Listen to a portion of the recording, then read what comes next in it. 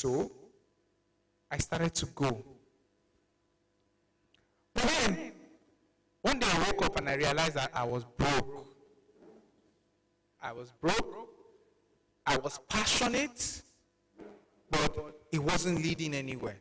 So I hit a brick wall. And I was under a lot of stress and a lot of pressure.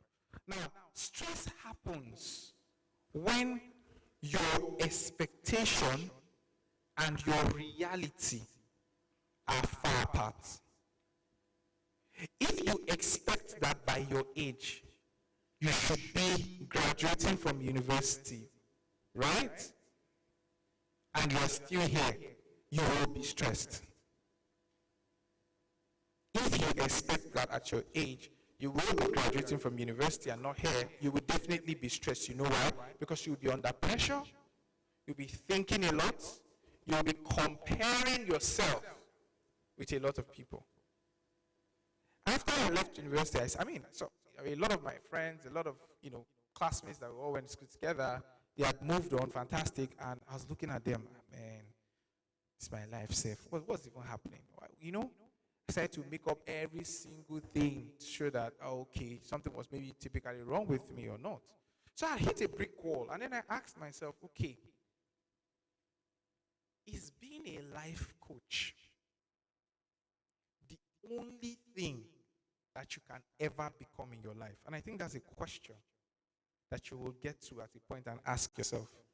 Every single one of us here, every single one of you here, I can tell you for a fact there are 5 different things that you can do and do very well.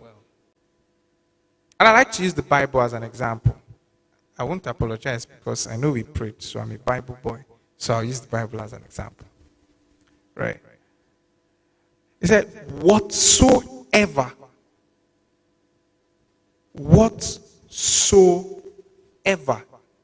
and I take it again, whatsoever thy hand finds to do. Do what? Do it with what? Do it well. Whatsoever. It means that when God created you and me, He gave us the ability to do anything, but not everything. Get my point? He gave us the ability to do anything, but not everything. Which means, if you say you want to do this, you can succeed. If you say you want to move out from this and do this, you can succeed when you focus. But you can't do this, do this, do this, do this, do this. That's the difference. Right? So I hit a brick wall and I said, okay, being a life coach, is that all my life is about? And the answer to that question was no. There are other areas of your life. Then I started to explore. That's how I found myself into human resources. Long story short, I got into the organization that I first worked with as a junior consultant. Pay me a very ridiculous amount of money. And I continued.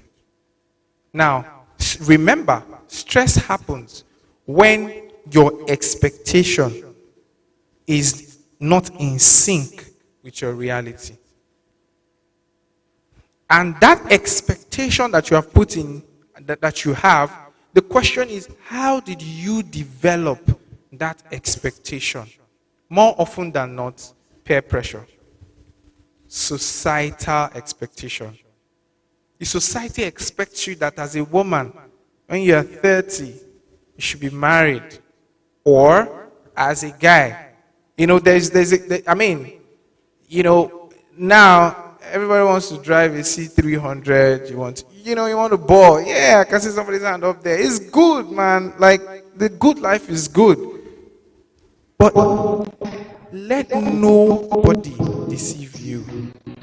Life has a process. If you jump, life has a way of bringing you back. And the truth is this, let me tell you, 20 people cannot be friends for 20 years. However, life is a leveler. Many of the people, and I'm going to get there, right? The reason why I'm telling you these stories is if you forget everything I'm going to say today, Don't forget these stories, right? So I got into the job, and I was paid one very interesting amount, and then I looked at my friends. Ah, man, this guy is in KPMG. Ah, man, this guy is in PwC. God, what am I doing in my life? Once in a while, it will come.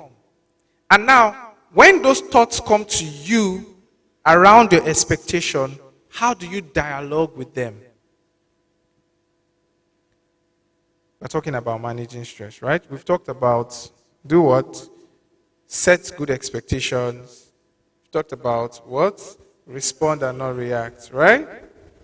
Now, always dialogue with your thoughts.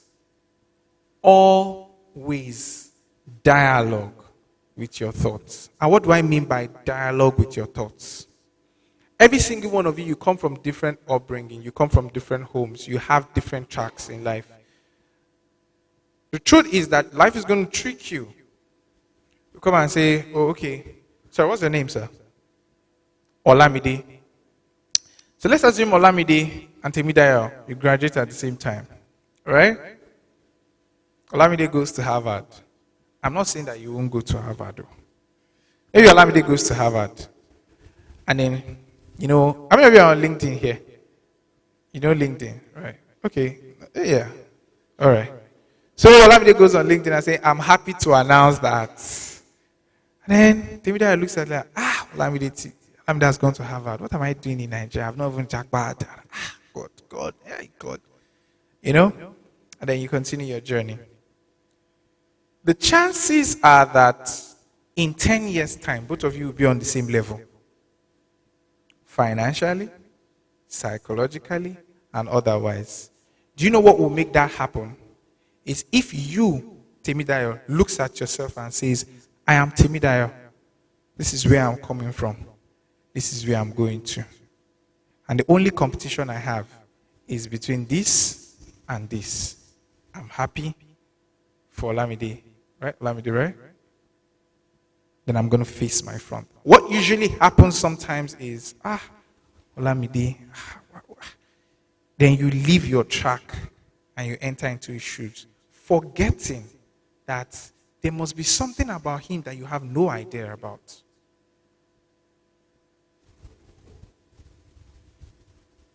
So when I got into this job, I was privileged to be in HR. So when I entered into the organization, 3 months later, I saw the entire payroll.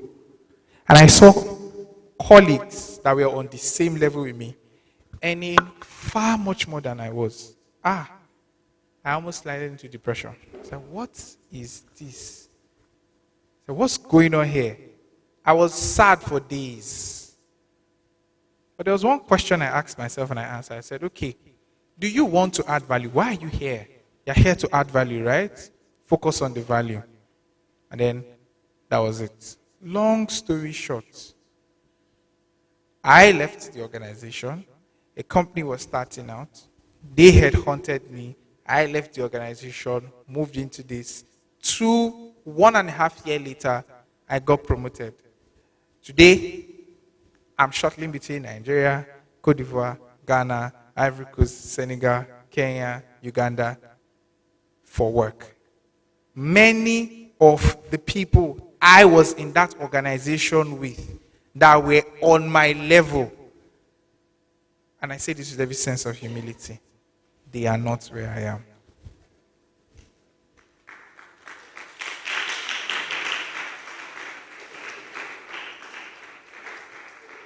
And the reason is this.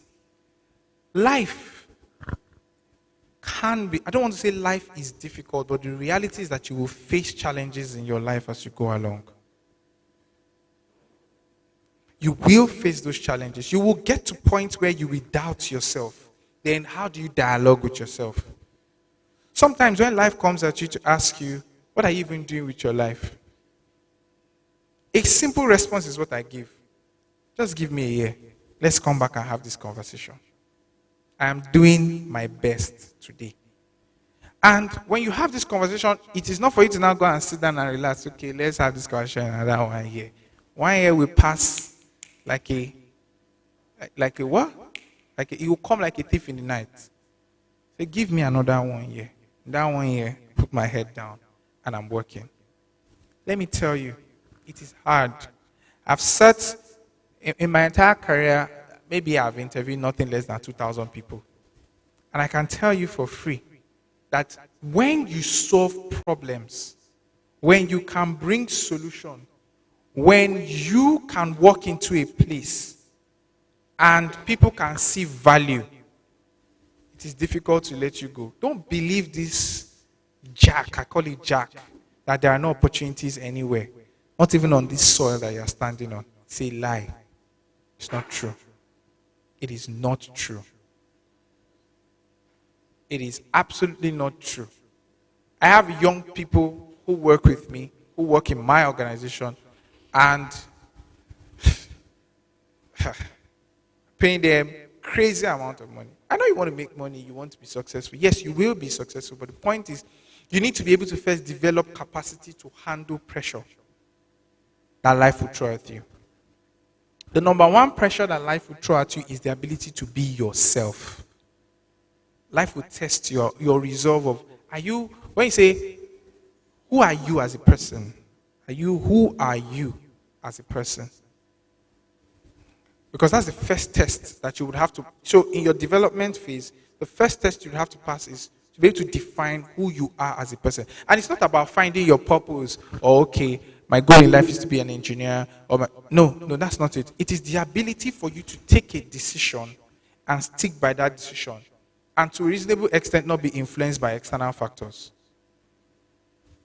Which is, I said this is who I want to be. In terms of these are the values I want to hold. I want to be a person of integrity. I want to be somebody that is known for value.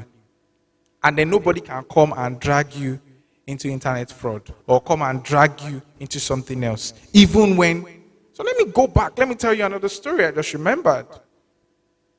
Unfortunately, it's a very unfortunate story, but I'm trying to pass a message. We graduated in 2009. I had this guy in my class, very smart boy. In fact, God bless his soul. Very, very smart guy. He was my namesake. And I actually used to look up to him while we were in school. And then, sometime around 2013, then, or 2012, I was still in school at the time. I just went on Facebook casually, and then, I saw the guy. He had posted online that he just bought a car. 2012. I was still in 200 level. Or I was like maybe going to 300 level. Broke. Drinking garri in my room. Like, I logged offline. I said, what is going on? I said, what? Is it not the same guy? Is it not the same head that we have?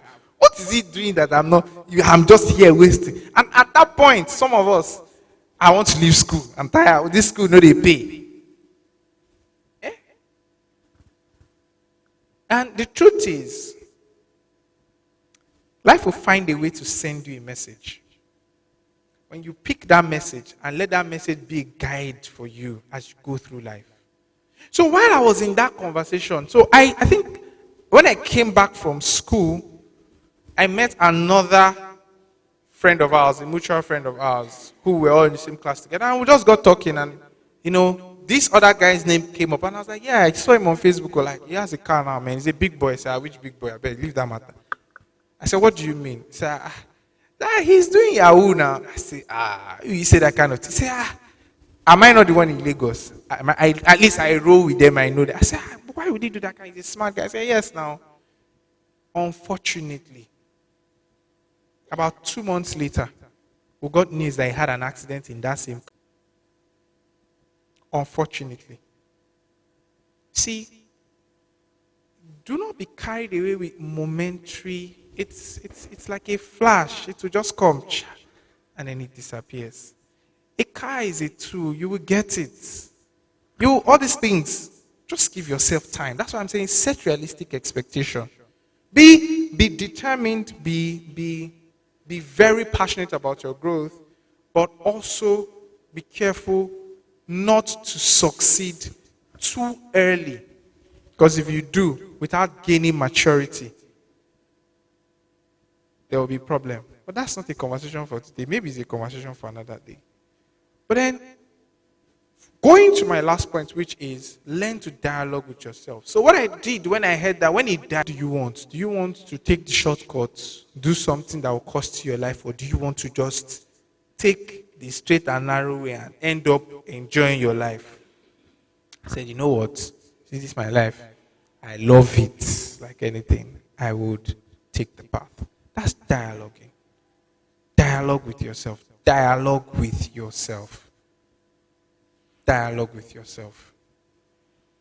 And then finally, in dealing with pressure and stress when it comes to your academics, as the case may be, because it's not going to be easy, you will burn the midnight oil, you would study, there are some things so I was watching a movie yesterday, and it was in class. The class teacher was teaching mathematics, Pythagoras specifically. And that thing, it just hit me. Like, it was like a light bulb yesterday.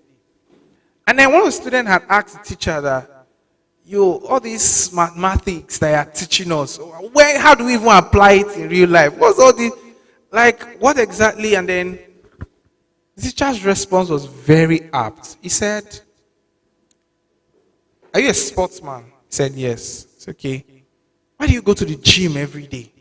The guy said, well, to keep his muscles, active and all. And the teacher said, these mathematics that I'm teaching you is to develop the muscle of your mind. And it hit me. And I said, oh, every time they say, find X that is not missing. I'm sorry if there's a math teacher here. Find X that is not missing. It's not for now. It's so that tomorrow it develops your problem-solving skills, that you can think on your feet. That's it. So be futuristic about it, right? So when life comes at you with the pressure, pressure is going to come from a lot of sides. You're going to have friends, you're going to have family, you're going to have colleagues, you're going to have, classmates, you're going to have life itself. For no reason, things will just go bad. And you'll be wondering, what exactly is happening? What did I do wrong? No, it's not about you. Life is testing your resolve in your ability to respond and not react. That's why people go into drugs. I've been an addiction recovery therapist for a very long time. And I can tell you for a fact that the reason why people go into drugs and substance abuse, it's because they are trying to find the answer to something. It is because they are trying to they're trying to run away from something. So they run into another thing.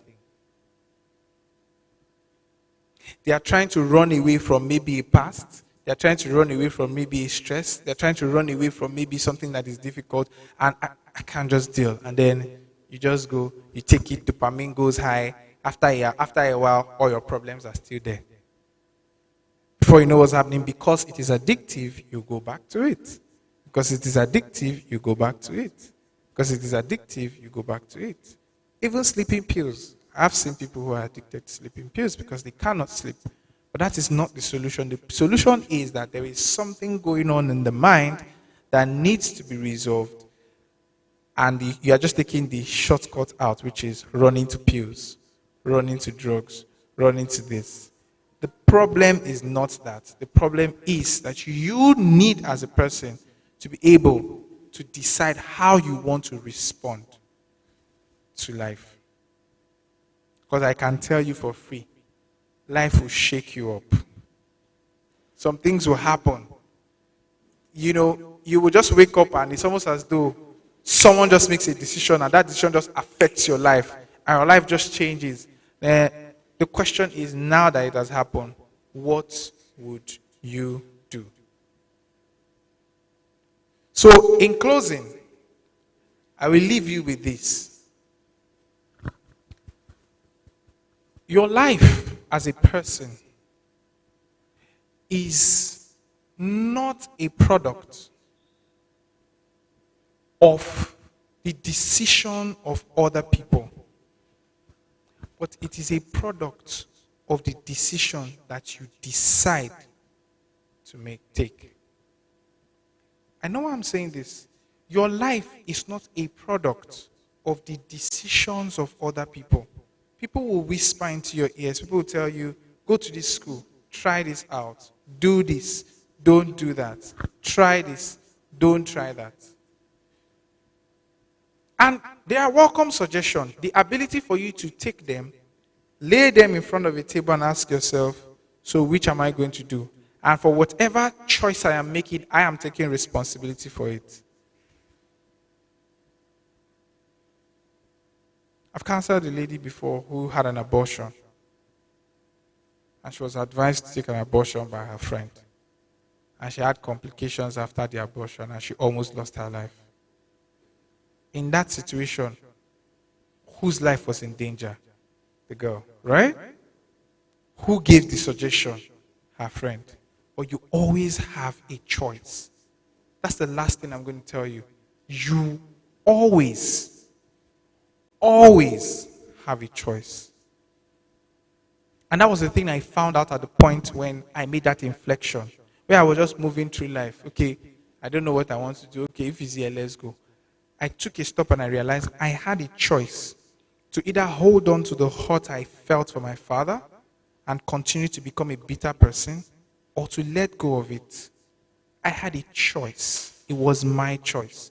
I chose to forgive him. Today, my father cannot lift a finger without having to call me. And when I say lift a finger, in terms of decision making, and then I realized by the time I spent time with him, I realized that he wasn't a bad person. He was just doing the best he could with what he knew at the time. If he had known better, he would have acted differently. On that note, I would like to say thank you so much for having me today. And it's a privilege to speak to you. Thank you.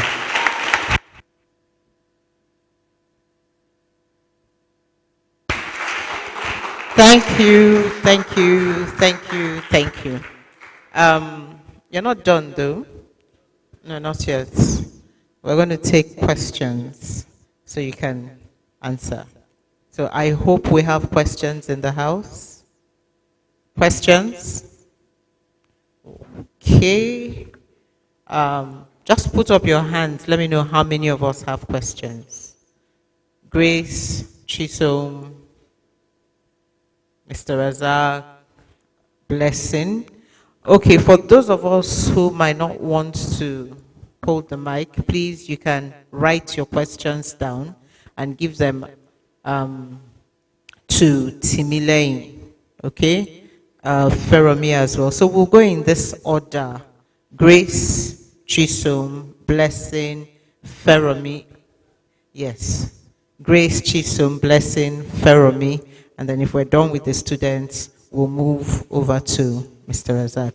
So Grace, please come and ask your question.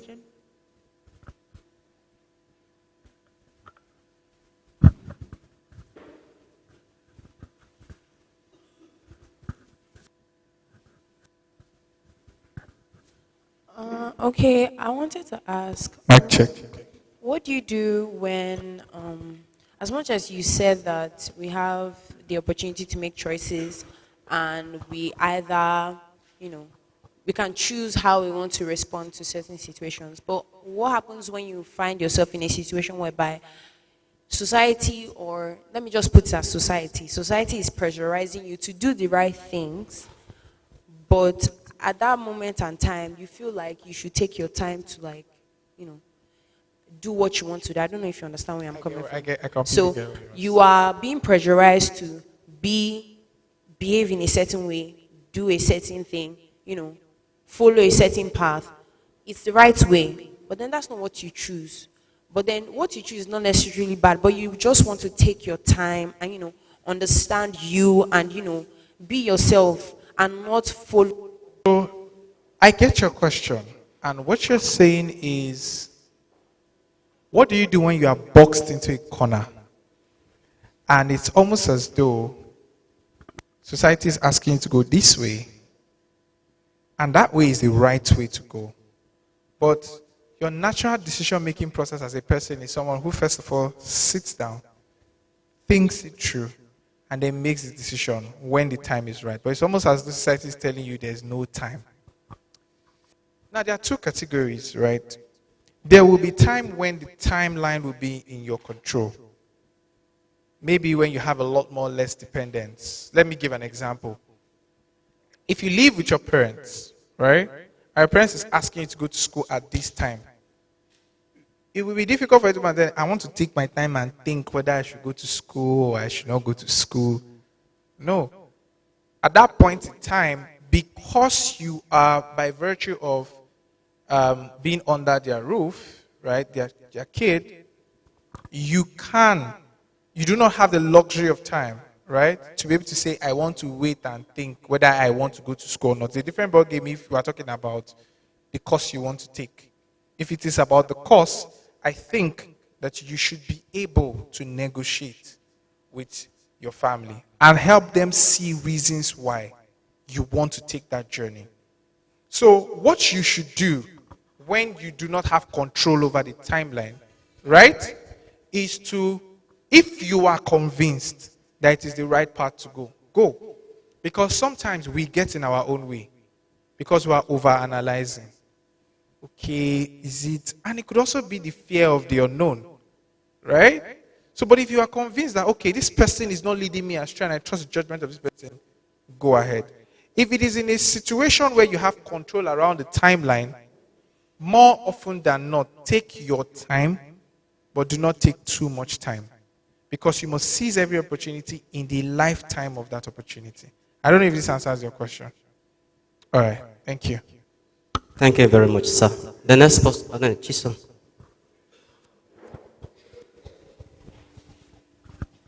So, similar to that question, what if you're in a position where you have to make a decision, right? But there are two factors affecting the decision. Like, how do I put it? You have to make a decision, right? Your decision will not determine what will happen to the two factors that are. This is a mathematical question, but go ahead. Okay, let's assume. My decision will affect both of them. Okay. Right? Mm-hmm. But how the decision I'm going to give might also affect the relationship I have with both of them. Okay. How would you deal with that kind of decision making? All right, so I would need to ask for more information, but I will not ask you to tell me exactly what the decision is because you don't want to tell me. So, how will your decision affect the both of them? How? How is it going to affect the both of them? Is it going to cause them to not be in good terms with themselves or in good terms with you? I just want to get context. I can't hear you. In a way, both. In a way, both, right? Okay, so we are talking about decision making now, right? Now, when you need to make a decision and your decision is going to affect other people, right? In philosophy, it's called utilitarianism, which is doing something for the greater good. The question then is, at what cost does it come? Right? So, there are three things we are exploring. How will this decision affect you as a person first? How will it affect these two people? Now, let me use a scenario. If you're the first child and you are in a crossroad where you have two siblings, and those two siblings are entirely dependent on you because you do not have parents and you have to take care of them. And you are the first, they are younger, and you are at the crossroad where you either need to go to school or step down your ambition of going to school to take a job to send them to school. What do you do as a person? The first thing you need to do is to look back and ask yourself, what future do you want for the three of you? Because do not exclude yourself. What future do you want for the three of you? Right? If the future is a very good one, and you are the only one in this position that is the person that will pay that price. Right? I'm not one to always tell people this is what you should do, this is what you should not do. I lay all the options on the table and then you make a choice. Now, there are 3 ways to think about it. 1, if you go to school, how long will it take you to come out, raise funds, and send them to school? How matured enough are they to be able to take care of themselves while you are not there? So, in this kind of situation, typically what will happen is because they are your siblings, right? You will step down your ambition of going to school, send them to school. As they go into school and start to settle, you must make them independent. They must take summer jobs.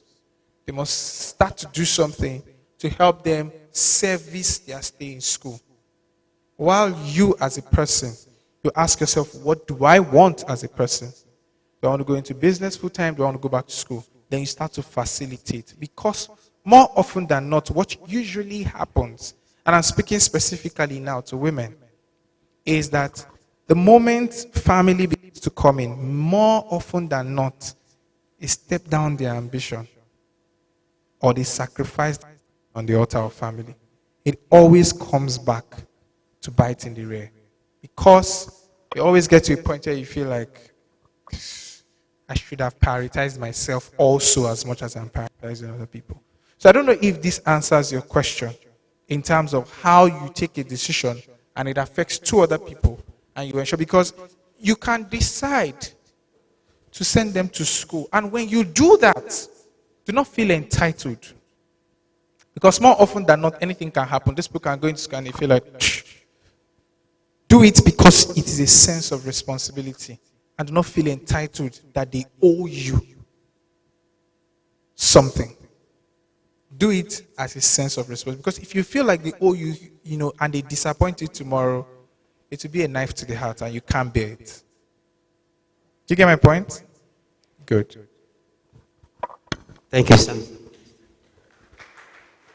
Thank you. Good morning, sir. Good morning, ma'am. I have 2 questions, actually. Feel Number free. 1 is, I want you to clear me on this. Are you saying that people who get involved with cultism and all, is it as a result of stress and pressure? Also, how do I deal with fear of the future? Is it because of stress and pressure? And how do I deal with it? All right, thank you. So, I have too many stories, but I won't tell the story because it's too long. But the short part is that I have someone who was in my department, who was a year older than I was in school back then. And he was a cultist, and I didn't know. All right? So, he came to visit me in my hostel one day. And we left together. I was going to fellowship. He just followed me. And I didn't come back till like 8 p.m. By the time I came back, my entire hostel mates were outside the compound waiting. And they were all in panic. I was looking at their face. What was going on? They said, they're just looking at me. Are you okay? I said, I'm okay. I'm just coming back from church. I'm fine. Where did that guy take you to? I said, which guy? This guy. I said, yeah. So I know this guy. I said, that guy. He now started to download me all the doings. I said, I was there, I knew. So I engaged him one day. I was like, guy, why? Like, I know that you people live in panic and fear. You're always looking over your shoulder. Why did you decide to go into this thing? Then that was when I realized that the road to hell is paved with good intentions. That was the day I realized it. And then he told me, he said, I just want to feel protected. I just want to feel heard. I just want to feel loved. I just want to feel accepted for who I am. Sometimes, see these people that go to join these societies, it is because they are lacking something. And what is that something? Sometimes it's missing from home. That acceptance, that love. it's missing. And it's not about the material things of life. No. It's really about being heard. And that was why when I had the privilege of speaking to a couple of people over the weekend, I said, as a parent, I'm talking to the teachers now, right? Please, it's important for you to make time to hear these kids out, no matter what they are saying. Because the truth is, at the end of the day, if someone is trying to pass a message to you and you react and not respond, they will withdraw and they will go and seek information somewhere else. It is a natural human need to want to be, if you read the Maslow's hierarchy of needs, the need to belong is a basic human need. If I walk into this room and I don't feel like I am loved or accepted or appreciated, it will affect the way I interact. If all through the time when I was speaking to everybody was just squeezing their face and doing I might not even finish what I'm trying to say. Why? Because it is a natural human need. So when that need is threatened, my dear, it can lead them to seek acceptance. What really happens at initiation? What? So he told me. What really happens at initiation? They give them maybe something to drink, they beat them, and after beating them, hear the story. After beating them up, they give them the assurance with their blood that they can die for you. And they can actually die for you. Do you know what it means when someone tells you, I can take a bullet for you? If it happen, call me, I go die for you. Pardon my pidgin. How many of you have that assurance from home? Maybe that person doesn't. Maybe that person wakes up every day and hears, you're such a useless child. What can you even amount to in this life? You are just stupid. Place that side by side with somebody who has finished beating you, but tells you that you have a family in me and I can die for you. That's it. That's the fact. So, what led that person to join is the stress of no acceptance from home that now drives them to seek acceptance somewhere else. It can be stressful, in quotes, because they will always be looking over their shoulder, but the human person is designed to adapt to something that works for them. Take example, some of us who live in Lagos, we drive up and down, but very soon, sometimes you can even, when you travel to New York or maybe you go to New Jersey or Boston, you can carry it as a badge of honor. I live in Lagos. What is this stress now? We are stressful in Lagos. You carry it as a badge of honor, something that is not even supposed to be a badge of honor. So you see what I'm trying to say? I'm sharp. That's not how life is supposed to be. I'm supposed to behave gentle. So that's a response to one. What's the second question again? How do you deal with the fear of the future? The simple way I would say you deal with the fear of the future is to release your ability to control the future or your desire to control the future. The reason why people are afraid, what does the future hold, is because you feel like you have control over how the future should play out. Release it. Release your desire to I can have a knack for certainty. I want to know when this will happen, that will happen. But then no, take a step back and say, okay, you know what? I am flexible. Whatever life throws at me, right? I will respond to it. Even if it is something I do not want, I will respond to it and redirect my energy. That's the way. Because you are always afraid of the future because you feel like, okay, this future is supposed to turn out this way. So if it doesn't turn out this way, then it is scattered. No. This is me going towards the future. Dear future, whatever you bring, I can handle it. But I know that I cannot fail. That's an approach to go towards the future.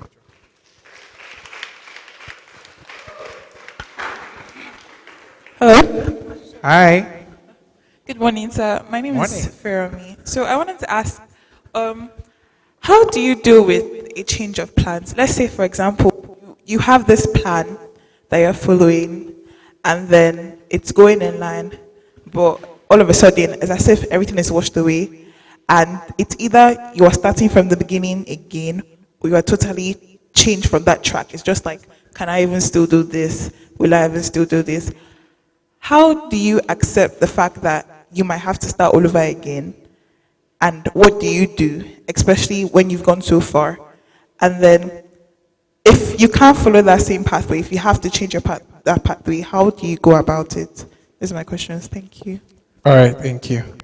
So, my answer to that is sometimes you need to stop, right?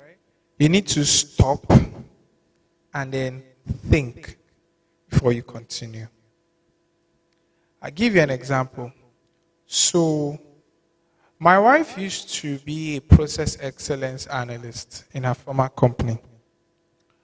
And then, along the line, she lost the job. And she was at home for about 3 months or 4 months doing nothing.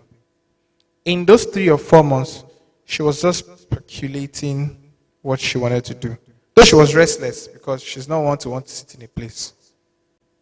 But it was in that moment of stopping and thinking that she realized that her strength was in product management. The career she was already on, for lack of a better word, had expired. And there was a new career path that had opened up. But she wasn't seeing it because she was buried in her day job and she wasn't seeing it. And then that stop, that first stop from life helped her to redirect and say, okay, this is where the future looks like and this is where. And now she's having the time of her life. Now, how do you deal with change of plans, right? Always enter into every decision or every plan or every path prepared, or what I would say is be flexible enough to stop what is not working. And if it is working and life gives you a full stop or a hard stop, the first question you should ask yourself is, so now what am I going to learn from what has happened? Instead of saying, why me? You know, why me is the natural thing. Why is it me? Why me? My own is it always me? No. Okay, so what's life trying to tell me? Do I have to, what happens if you have to start all over again? You're not starting all over again. You're starting with knowledge and experience. Because I think I watched this video in 2015 or 2014, I can't remember which year. It was from Ben Carson, and he said there's no such thing as useless knowledge. No such thing. So, if you were on this path before, and you had to stop and start on a new path, best believe that you have knowledge from this path that may be useful to you down the line.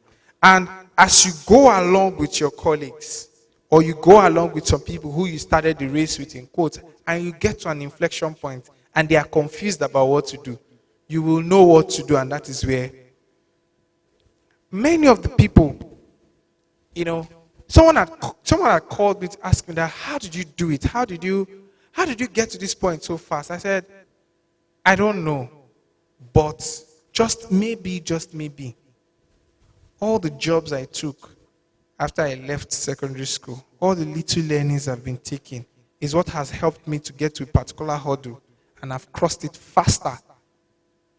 Because I say something, they're like, where did you learn this thing? How did you? I said, I really can't tell you that this is where I picked this thing up, but you were picking them up as you were going.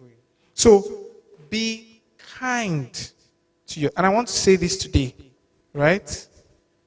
Be kind to yourself. Be kind to yourself. Be kind to yourself. And what does it mean to be kind to yourself? When you hit brick walls and when you hit inflection points, right? What do you tell yourself? What kind of conversations do you have with yourself? What will either make you struggle in this new path, or what will not make you struggle is either one of two things, the way you think about it. You can either say, starting all over again, God, I'm wasting time. I've wasted so much time. Oh no, I can't even believe, when will I catch up, this, that. Or you can decide to say, okay, it's another opportunity for me to start afresh. Because the truth again is, no matter how long or how fast you move in the right direction, in the wrong direction, you will never arrive in the right place. No matter how long. Speed is good, but accuracy is very, very important.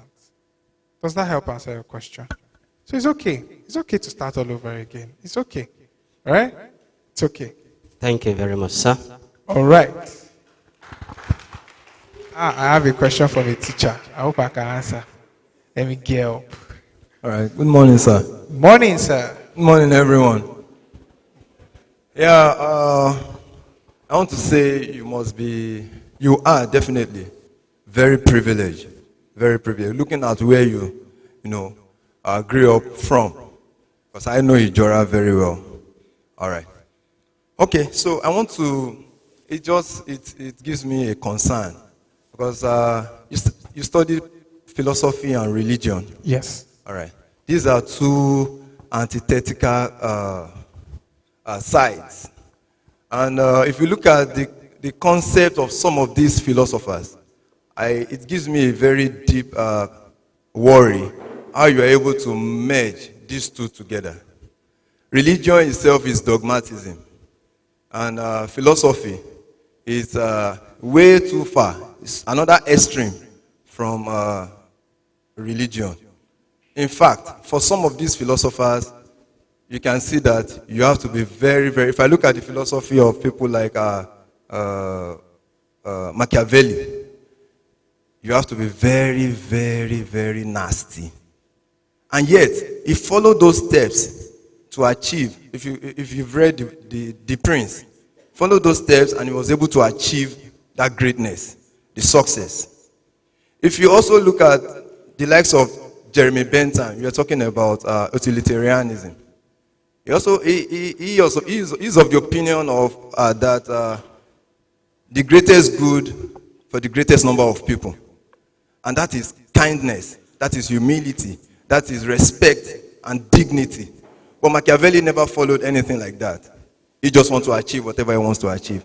And they both got to the peak. Now, how do we manage those two?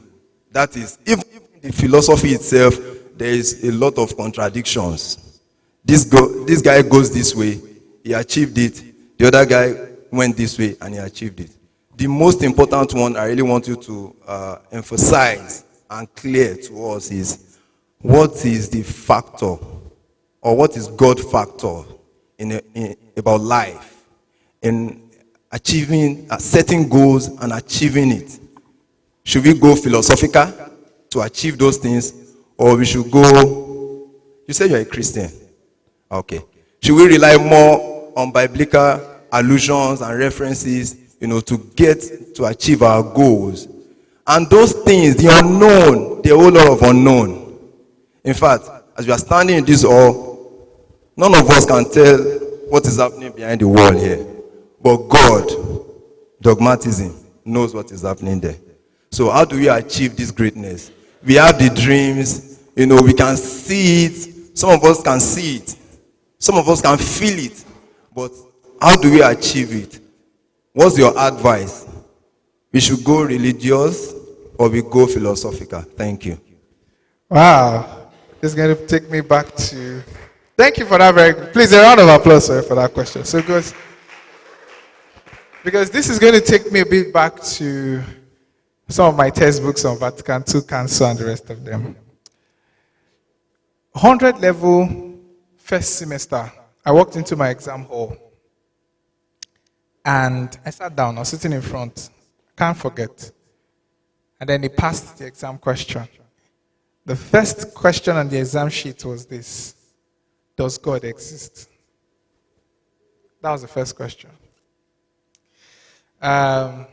Late Dr. Okaga, God bless his soul, was my lecturer at the time. And I took that paper, I can never forget, I stared at that paper for almost 3 to 5 minutes before I even started. I'm like, how can you ask me, does God exist? I looked at that paper. I looked at it. And that question was one of the turning points. That was when I realized that there's a difference between being born into a Christian home and becoming a Christian. There's a difference between being born into a Muslim home and becoming a Muslim. I've gone to church, I've gone to mosque, I've gone to traditional homes for research. I've done it all. But I'm a Christian, and I'll tell you why am I a Christian.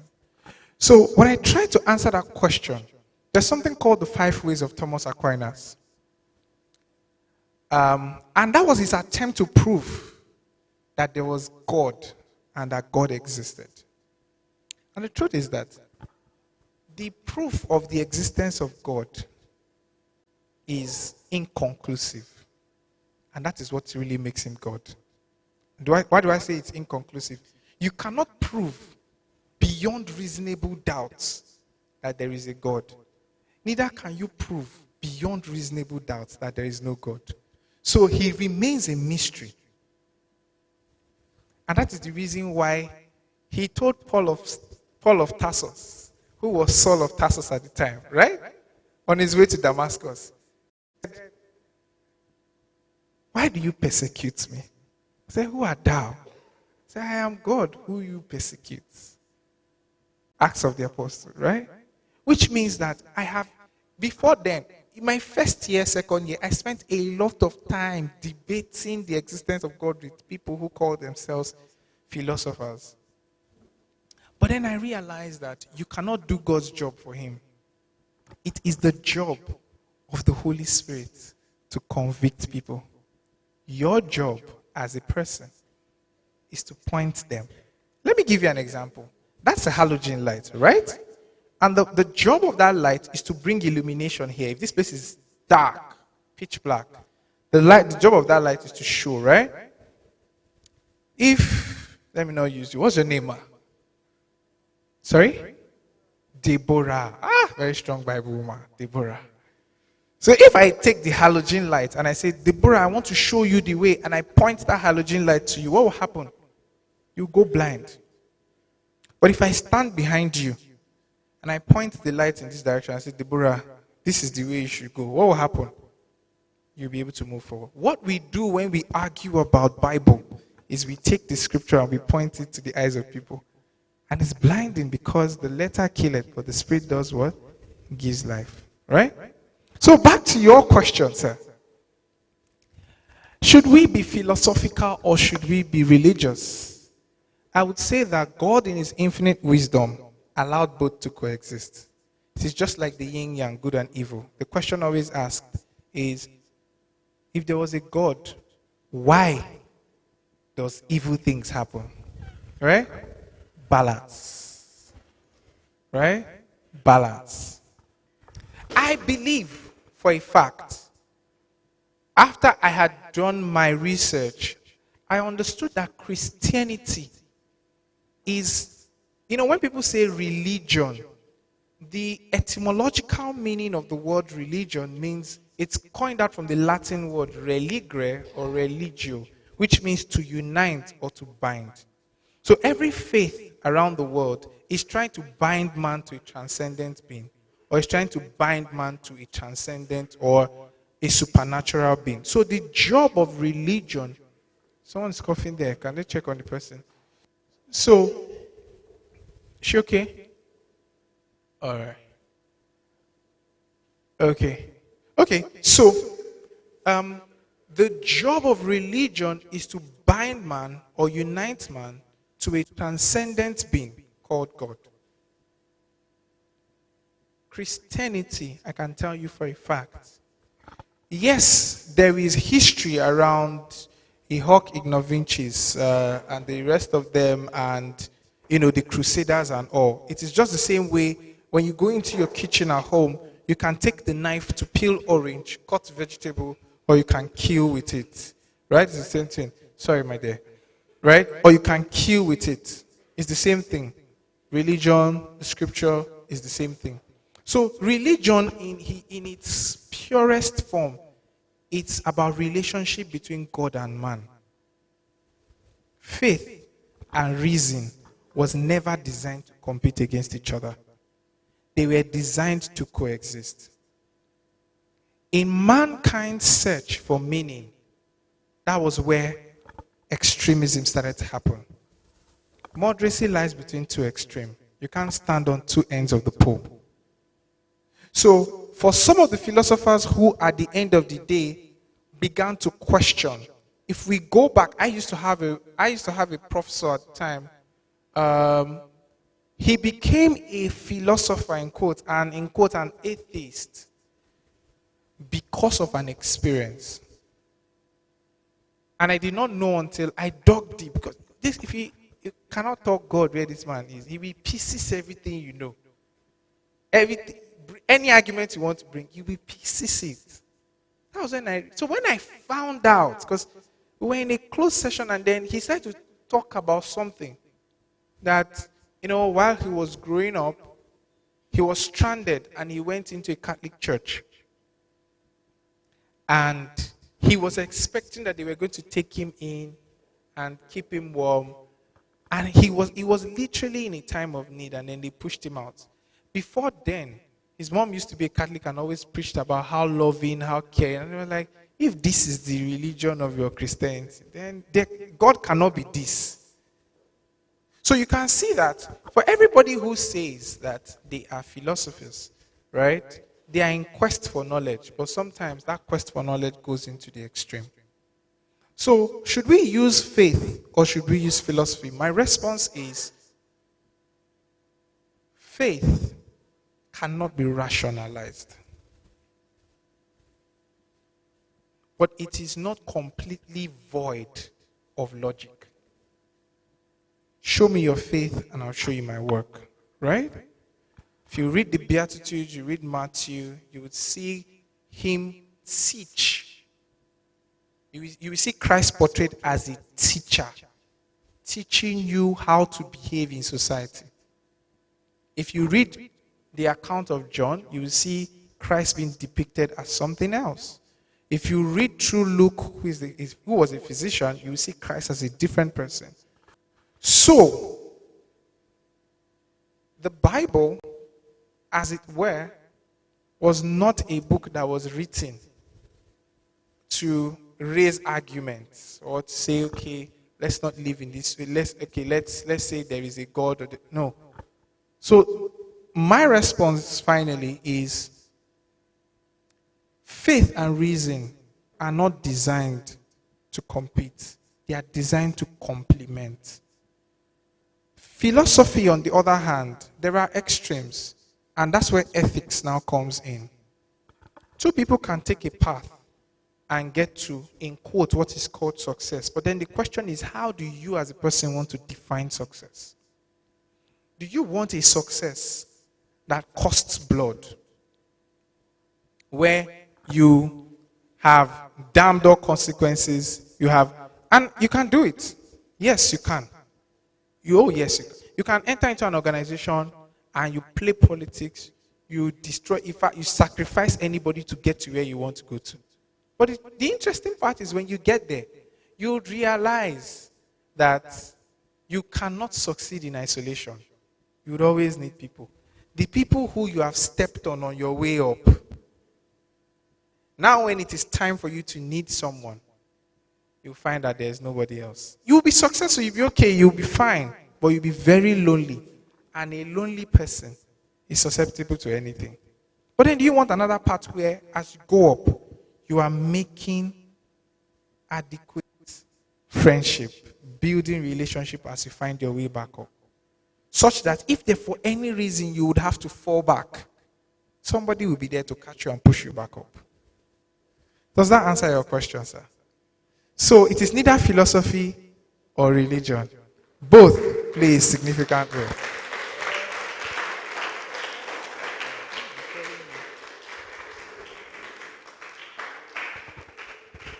Any more questions? Oh, there are lots of papers. Okay. Thank you. I have some questions here. Somebody said in case of dudes not expressing emotions, what if, for example, the loss of a loved one, is it okay for the dude to not openly express emotion if he's simply trying to be strong or for people who depend on him? Okay, so in response to that, right, it's okay for you to be strong for the people that you love. Okay? It is okay. And when I say express your emotion, you don't have to do it where everybody are, but express it. And I'll give you an example as to why. When my mother died, and I stood in front of the grave, I was about 15 then. And I stood in front of the grave, and I was looking at the casket. I shut down mentally. I did not mourn her. I just moved on. What that did to me, it somewhat made me less empathetic about people. So when I now heard afterwards that people that say, what's so special about people dying? My mom has died. Can you see the difference? It was later I realized that I did not mourn this woman. I did not allow myself to feel the pain of her dying. So it's okay for you. It's okay. Thank you very much, sir. This question says, what do you do about verbally abusive parents? Is confrontation a way? Wow. Verbally abusive parents. No, confrontation is not the way. What I would ask you to do is find someone who they respect that can talk to them about the impact, but quickly find your way out. Let me explain what I mean. If your way out is gaining admission and going to school, make sure you do everything possible to pass that jam and leave that house. Because what happens is, for every time you continue to hear that word, it sinks in. It sinks in. And it begins to define how you see yourself. Do not honor your father and mother, that thy days may be long. Do not be confrontational. Right? But I know that they will push you to the wall and they will box you. That is where your self-restraint is put to test. Do not. But walk your way to ensure that you leave that environment, because it is very important that you leave. Because if you continue there, the things that you hear will begin to form you. It will begin to form you. So do not confront, but walk your way to ensure that you leave. Because I'm not sure that you can change them. You can only change them maybe when you are older, or they may never change. But you have to love them. Thank you very much, sir. Somebody said, sir, what do I do if my mind is too noisy and they will not stop? They will not shut up. It happens a lot. Yeah, I know that. So here's my response to that. You are not the voice in your head. You are the person listening to the voice in your head. The reason why those voices will continue to talk is because, and you continue to attribute those voices as you, is because you are playing, you see yourself as a part of that voice. What you should do the next time the voice starts to chatter is take a step back and disassociate yourself and just assume that you are listening. Don't assume that you are the one talking to yourself. Just assume that you are the one listening. And as the voice begins to chatter, then engage the voice. Okay, so why are you talking about this? Why do you want me to do this? Why are you taking me in this direction? What is so important about what you are saying? Why is this happening? It then depends on what the voice is saying. What that helps you do is it quiets down the noise. Sometimes you can listen to instrumental music, like classical music instruments and all of that. It helps to calm you down. But do not assume that it is you and something else that is worrying in your mind. No. Once you do that, it will never stop. You will assume that you are the one in the conversation and you are trying to just disassociate yourself and assume that two people are talking in your head. And when two people are talking and you don't want to hear, what do? Shut down. Or you walk away. Thank you very much, sir. This one says, how do you deal with fear? How do you deal with fear? My definition of fear is false evidence appearing real. Did you get that? My definition of fear is false evidence appearing real. F-E-A-R. Now, if you define fear like that, you have taken the first step to breaking exactly what that fear is. When you know that this is not real. It is not real. So then the question is, what then is real? You begin to create your reality. How do you deal with fear? More often than not, it is inherited. It is maybe as a result of past trauma. If you have been in an accident before, you find it difficult to stay calm in a car. If you've been in a plane accident before, you find it very difficult to fly. Right? If you have been in an argument with someone, person hits you, you always find it difficult to be in the same presence with that person. So what you want to do is to first, no, and that's now for legitimate anxiety. It's different from fear. Fear then, most times, the things we are afraid of are things that have not even yet happened. The fear of the future. The fear of missing out. Oh, if I don't do this, if I don't buy this latest designer now, if I don't use iPhone 13 now, I can never use it again. You're not missing out on anything. I mean, I use an iPhone 8. Well, sorry. You understand? So, one way to deal with fear is to first define it as this thing is not real. Somebody's coming to tell you that if you are not using this brand, then you are not among. Is it real? Is it true? Is it true in all situations? The answer is no. But if it is a case of anxiety where you have been in a situation for something has happened before, then you need therapy. Right? And that's not something I can just give you one-off. I can't give you a one silver bullet. You actually need therapy, because what therapy does for you is that it takes you back to that situation, that scenario when it happened, and it helps reconfigures your mind. If that's what you're going through, then you need therapy. But if it's a question of, okay, you want to go outside and you are, or maybe you want to do something and you're afraid, what if I fail? What if you succeed? That's how I always say it. If something is saying, what if you fail? What if I succeed? More often than not, you hear the voice keep quiet. I hope that helps. Thank you very much. So the last question here is very funny. What are your experiences with relationships? What are my experiences with relationships? Yes, I have BF, G4, I don't know what that means. No, I get it. Boyfriend. I get it. Okay. I get it. Okay, so Mama's face. Say, these children, they have come again. No, it's good.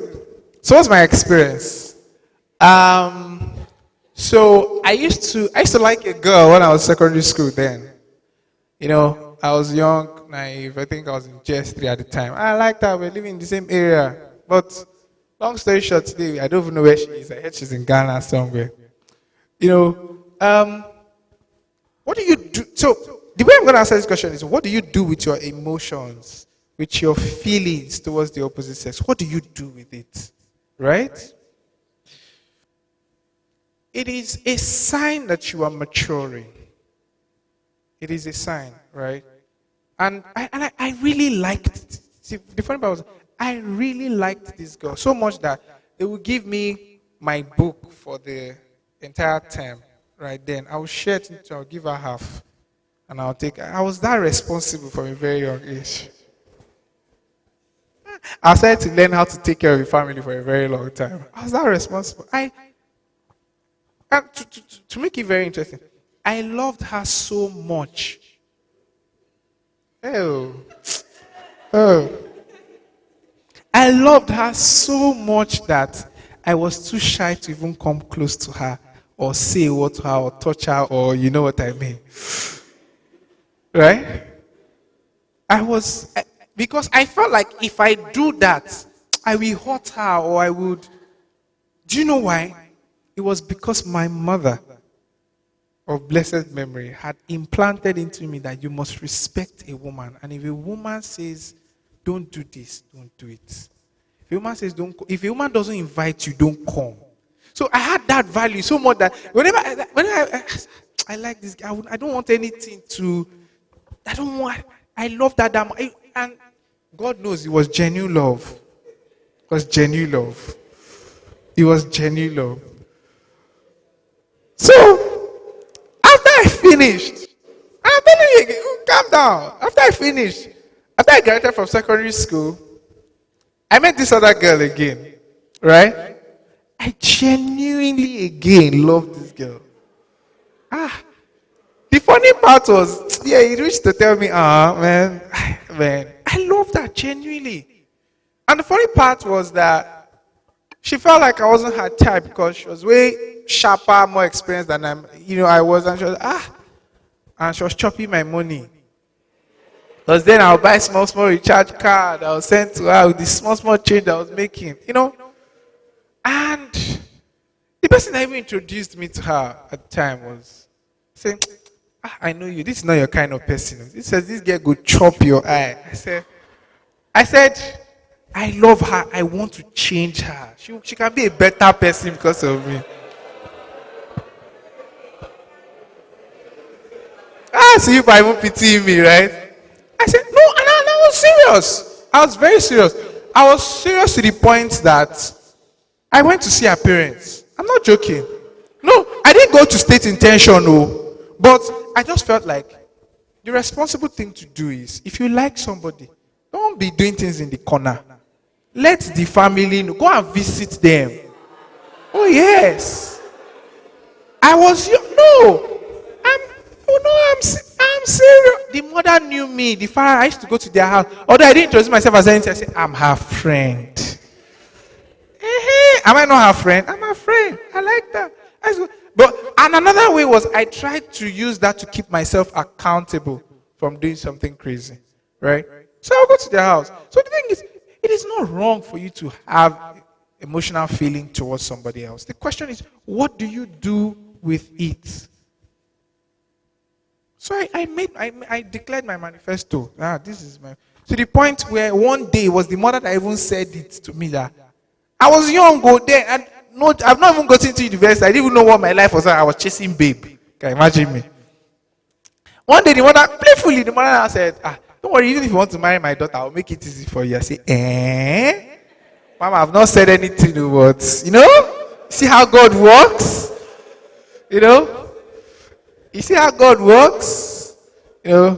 So, long story short, right? We went our separate ways at the point where I was going to university. What happened? I just realized that we weren't going the same path. We wanted different things. And surprisingly, she served me breakfast. Because she was dating another guy. And she was dating me too. She liked me because I was a good boy.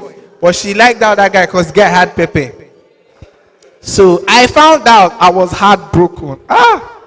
And I confronted her. I said, hey, no, it's not like that. And I told her, you know what, babe? Since we are going to school, then thankfully I had gotten admission. She had gotten admission. I said, you know what? Let's peacefully just go explore, enjoy your life. It's okay. I feel hot, but I'll let you go, I feel it. So I left her and then went into school. As God we have it. In life, like Sabinus, in life. 200 level, she came. She got a strange call one day because I deleted her number. I went into school and I just told myself that I've locked my heart. And I threw the key inside Third Mainland Bridge. I just threw the key. I said, nothing. School, read my book, nothing. 200 level. I got a call. Strange call. I can't even remember the number. And then she was like, hi, it's me. I said, this voice sounds familiar. Who is it? She called her name. I said, really? What? She said, yeah, that is her. That, she misses me. I said, I was not drinking still, my man. I said, you see life? I said, you miss me. What happened? She said, that, ever since I left her, she's just been trying. She's just met so many guys. They won't take advantage of her, blah, blah, blah. In my mind, I'm like, Loriro, go straight to the point. And she was like, is it still possible for us to...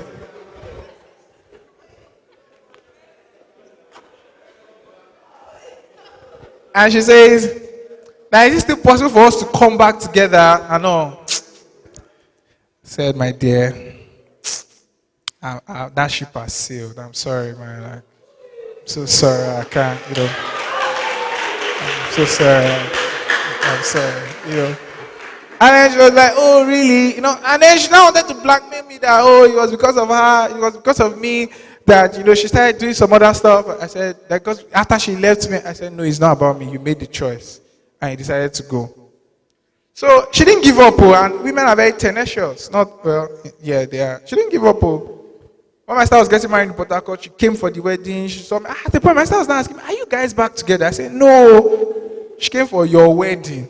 Don't you know her? No, we're not back together.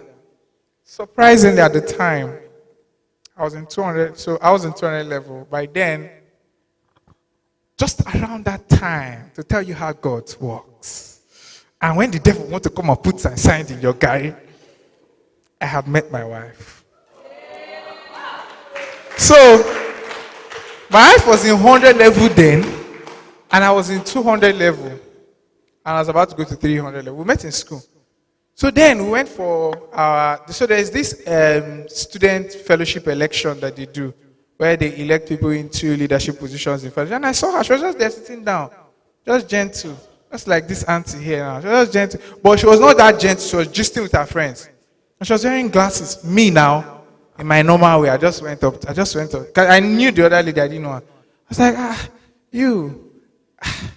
It's like, your face is new here. She was like, yeah. I said, you seem like a circumstantial introvert. Eh? She said, what does that even mean? Who are you to just walk up to me and just, I said, sorry, I'm sorry. Circumstantial introvert. So what I was trying to say was, I was telling her that you're just forming that you're gentle here now. When you maybe go back to your room with your, I was like, who is this guy? So later, she saw me in fellowship. She was coming with her sister. Like, that guy, no. So there is this department in fellowship that is called Sanctuary Keepers, where we decorate and all of that. So we're now doing our Saturday thing now. All of a sudden, I was walking, I just thought I saw her. I said, you followed me to this unit? She said, no, in fact, because of you, I'm not staying. I said, no, please come. That's how one thing led to the other. We became friends. I never said a word to her about any kind of feeling I had. I just liked her. And see, the thing is, why I'm taking the liberty to tell you this story is, don't force what is not yet time for it to happen. Don't force it. You see, because if you try to, I can see somebody's hand going like this, saying, no, see, Mama, show me that. No, it's okay for you to have this feeling. It's okay. It's okay. I'm not saying it's okay, but don't over-engineer it. If you over-engineer it, what happens is that you will be served breakfast too early. And when no, wait. Why? No, wait, let me explain what I'm saying. And by the time they serve you too many breakfasts, you begin to believe, and I'm serious, you begin to believe that there is no good relationship anywhere. You begin to believe that there is no good relationship anywhere. Me and my wife, we were pure friends. We were taking classes in the same faculty. She was in EcoStats, I was in philosophy and religion. Our buildings was just opposite each other. After class, I stay off campus, see my road to my off campus. I will escort her to our hostel. We'll stand in front of the hostel, we'll be gisting about what God knows. In fact, I can't even remember. But what caught my attention was, when I met her, she said something to me that I can never forget. She said, you are very good at being there for other people, but you don't allow people to be there for you. Like you don't, I've not seen, I can't point to this person and say this person is your friend. Because for me, I had a lot of people, you could count on me, but I couldn't go to anybody with my problems because I was even dealing with a lot at the time. So we'll just gist with our family, talk about values, talk about a lot of things. We spend time talking until the day I knew I was in love with this girl, but I did not tell her, was that one day, because you usually go into school to read at night and all. And then she was like, that she's in class and she's reading, but she's not very comfortable because the people that are around her, she's not familiar with them. And she just told me. And when I dropped the call, I was just restless. I said, how is she? How is she? My dear brethren. I carried my bag from my hostel that night in the place where I was staying, a very dangerous place. See this love thing. I carried my bag and then I walked straight and I got to the, when she saw me, she was like, why did you come? I said, I was uncomfortable. I just came to just, be with you as well so that you are comfortable. And then we read and then we went home. As I was going back home the next morning, something, you like this girl. I said, I beg. I brushed it off. When I finally picked up the courage to tell her we were graduating, I had graduated, so I went to Port Harcourt. I can't forget. The one day I just told her, I said, see, I want to tell you something. And I'm not telling you, I just want you to leave my mind. It's not as if I want a yes or he's tormenting me. I just want to tell you that, see, I don't want a relationship. I don't want to date you. I want to marry you. So like, how do you marry you this small? She said, marry. She laughed at us, said, please, I beg. What I say? Then later, she now came to me and said, that thing that you said, is this serious? I said, yes, I'm sure. She said, no, that it will not work. I said, why? I said, that you see this relationship thing, it will tamper with our friendship. That, when there's not a relationship, there will not be obligation that she doesn't want. Meanwhile, before then, I was campaigning for one other guy that liked her. I was telling her, that guy likes you. Pray for him now. So like, no. I said, you're there. Long story short, today, we are married. Yeah. Right? Thank you very much. So, wait. Don't worry. Don't be in a hurry. They will serve you too many breakfasts. Don't be in a hurry. What is yours, God will bring it to you. I'm not joking. I'm not joking. No, guys, listen. I believe, see, marriage is very important, and I don't know why this came up, but it can mess up with you. Your life. Your career. Somebody can just enter into your life and derail you. And I'm not joking. Somebody can enter into your life, and I've seen it happen so many times. So many young guys, so many young women, somebody comes into your life, hold your career hostage. Right? Some of the things I've been able to, the kind of growth I've experienced between when I got married and now, I didn't experience it before I got married. So wait. God knows what you want. He will give you people that will not serve you breakfast. Now is your book. Thank you very much. Just focus. Thank you. Let's put our hands together. Let's appreciate him. Thank you very much, Mr. Francis. We appreciate you so much. My take home is my personal take home. Okay, before I say my take home in 1 or 2 minutes, anybody, any take home from this line? Take home.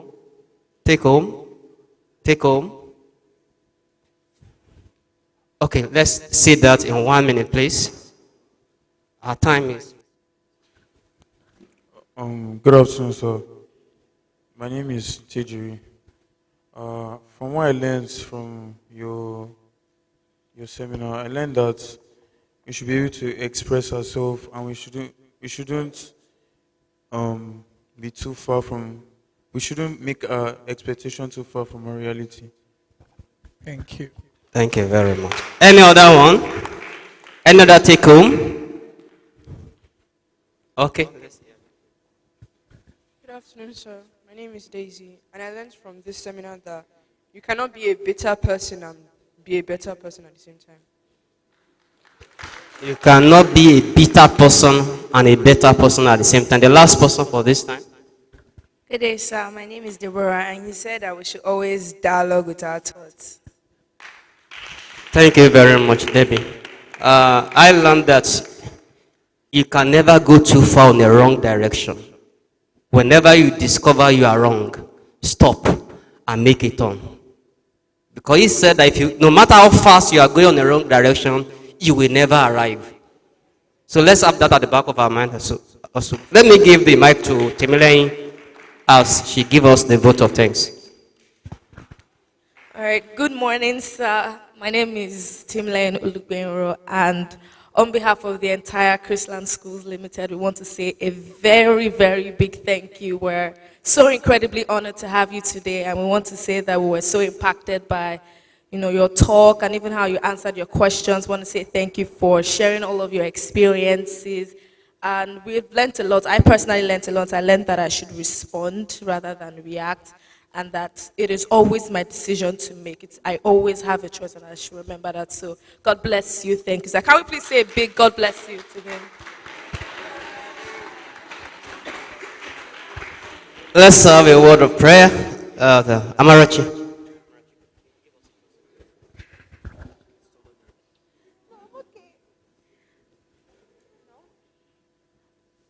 Maybe write for prayers, for closing prayer.